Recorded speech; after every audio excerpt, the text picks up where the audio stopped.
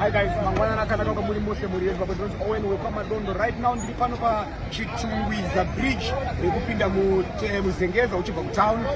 Paitira town inosirisa zvikuru tikuona kuti pane truck just behind me. Truck iri kunzi akachibva ku Chitungwiza richienda ku town. Paine kombi yanga ichibva ku town richienda ku St Mary's. Asi truck rabva ku way yaro ikauya ikakrosa kuenda ku way yemunhu ari kuenda ku Chitungwiza achibva ku town.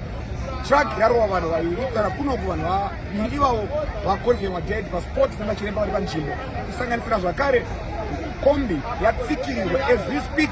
Kombi iri pasi petruck zvekuti vati vazhinji vari kukumbira kuti dai zvaibvira vane makreni vari kutidzwa vari kutora right now vaimhanya pachitungwiza as we speak vouya kuzobatsirawo kumutsa gonyeti rakatsikirira kombi nokuti mukombi umu muri kunzi mune vanhu vari kutaura vari kunzwi vachichema vari mukombi kusanganisira vamwe vana vari imo mana kuti vachibatsirwa saka kuno kuchiitiko chinosvika chaita mangwanani iyo ano musi wa22 July 2025.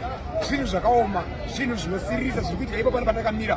Saka tiri kukumbirisa kune vari kutidzwa vari kutiona kuti dai maikwanisa kuuya motibatsirawo pano nekuti tasaimona maambulensi vari pano but they can't really help at this particular moment nekuti vanhu vakatsikirwa vari pasi vasavabatsirwa.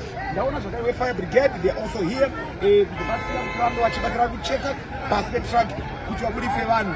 Chiitiko chiri kushamisa as you can see kubva kuCA St Mary's police station kusvika kuwaterways it's traffic mota dzalokana because hapana movement yemavhiko iri kuitika kuburikidza nezviri panapa as we speak.